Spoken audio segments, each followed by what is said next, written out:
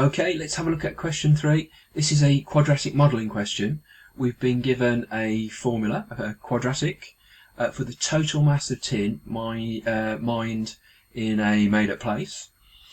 And we know that T is equal to 1200 minus 3 lots of n minus 20 all squared.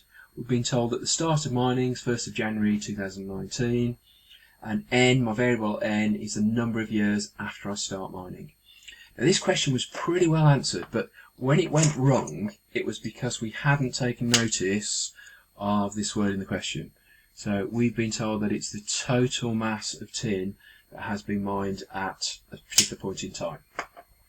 So if n is equal to 3, this formula is not going to give me the amount of tin mined in year 3, it's going to give me the total amount of tin that's been mined up to and including year 3. So the amounts in years 1, 2 and 3 added together. So let's have a look at the first part. The mass of tin up to 1st of January 2020, so 12 months after my start date, so n is equal to 1.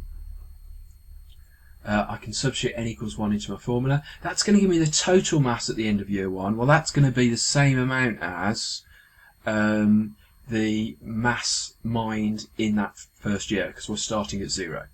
So T is equal to 1200 minus 3 lots of 1 minus 20 all squared.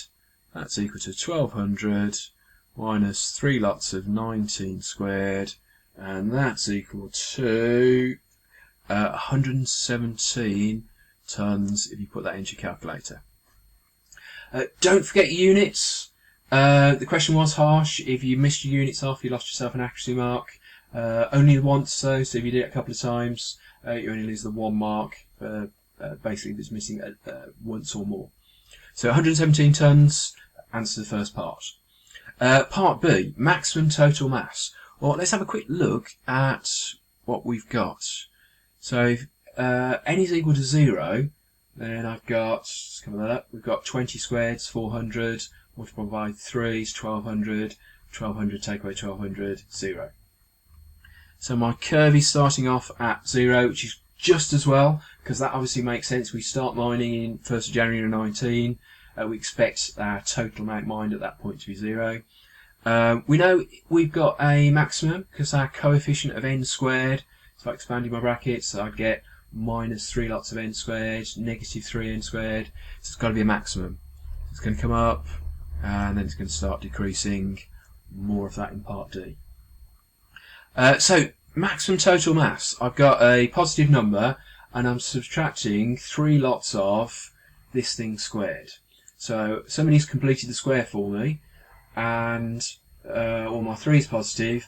N take away 20 all squared is going to be positive.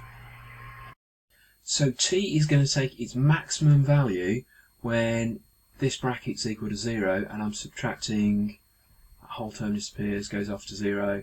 My maximum value of my T value is going to be 1200. So maximum total mass is 1200, and I need to remember to put my units in.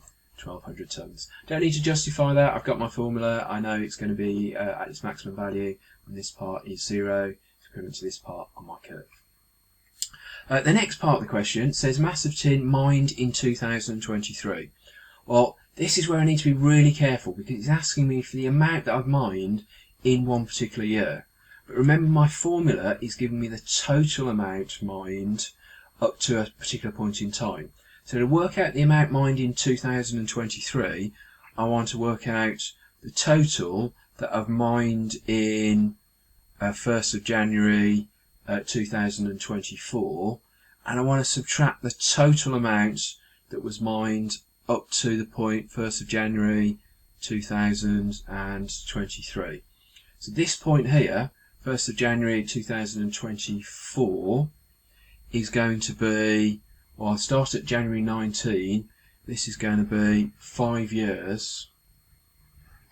So I'm looking for my total amount of tin mined after n equals 5.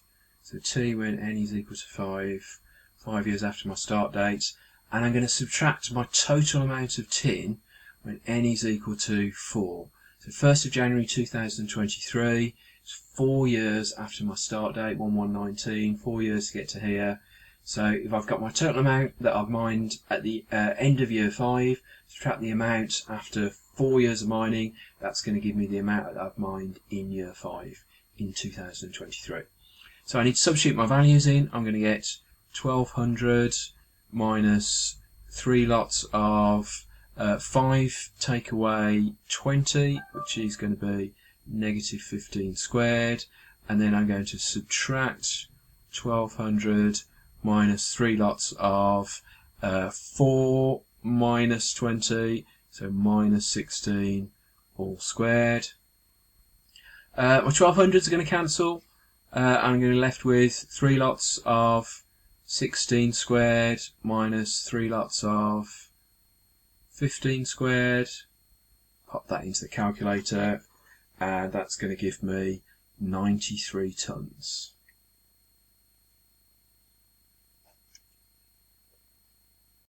In the final part of the question, they have asked us to work out the limitations of n in the formula. Well, we want to go back to our graph. Let's start marking some of this up. So first of all, I've been plotting t against my value n. And we know that our maximum value of t is going to be 1200.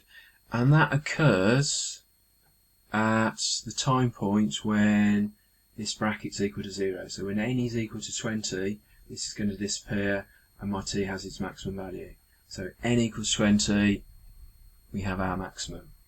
Well, have a think about what we're plotting. We're plotting our total amount mined against our time period. So it's not the amount we're mining in each year, it's the total amount that we've mined up to including that point. Well, that can't go down because we're not putting tin back in the ground, so my t cannot possibly go down. So my model only makes sense, my values of n up to 20. n bigger than 20 makes no sense. So we want to say n less than or equal to 20, my model to make any sense, and we need to justify it. The question actually says state giving reasons. So state, that's useful, that's put me at 1 mark, but the giving reasons, why is n less than or equal to 20? Because t cannot decrease. So t is the total amount of tin mined, it can't go down. Okay, question 4. So proof by contradiction question, one of the easier sorts. So we've been asked to use proof by contradiction to show that there are no integers a and b for which 25a plus 15b equals 1. So first part, we need to state an assumption. So we are going to assume that there are integers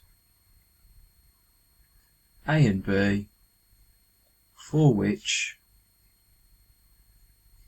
25a plus 15b is equal to 1. And we're going to need to calculate some sort of contradiction, and we're going to be contradicting the fact that this a and b are going to be integers. Once we've achieved that, we've got our proof and we can state our conclusions. But first of all, we've got a mark for correctly stating the assumption, which is the opposite of what we're trying to prove. So we're assuming that there are integers a and b, which 25a plus 15b is equal to 1. Next thing we need to do is we need to get to that contradiction. So let's have a look at what we've got. Well, we've got a multiple of 5 and a multiple of 5 over here. So if I factorise, I've got 5 lots of 5a plus 3b is equal to 1. If I divide by 5, I've got 5a plus 3b is equal to 1/5.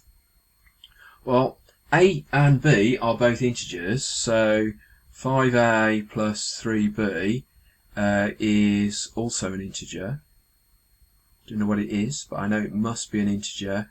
If I take an integer and multiply it by 5, add it to another integer multiplied by 5, but we've got it equal to 1/5.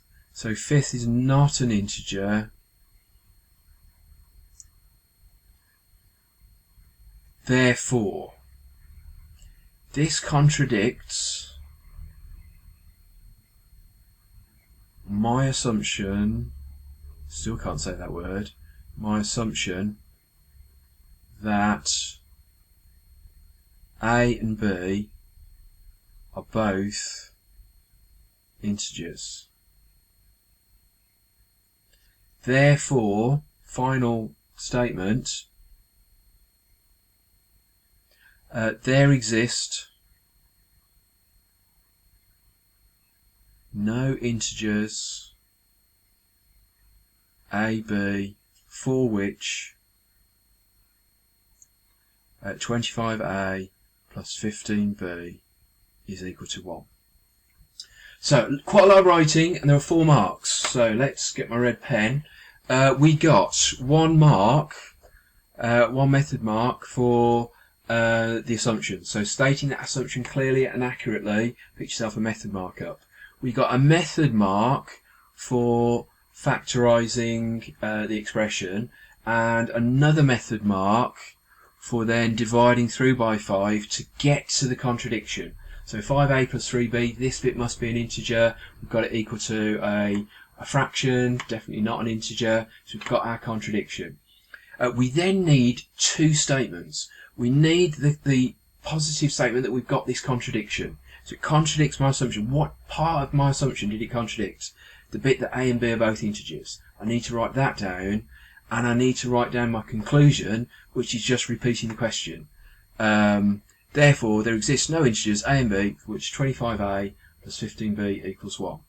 Those 2 statements gave me an accuracy mark. I needed both of them to get the accuracy mark. So I state the contradiction, but not my conclusion. If I state my conclusion without really stating what that contradiction is, I don't get that accuracy mark.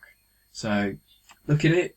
1 mark for the assumption, 1 for the conclusion and the contradiction, and then a couple of marks in here for the maths.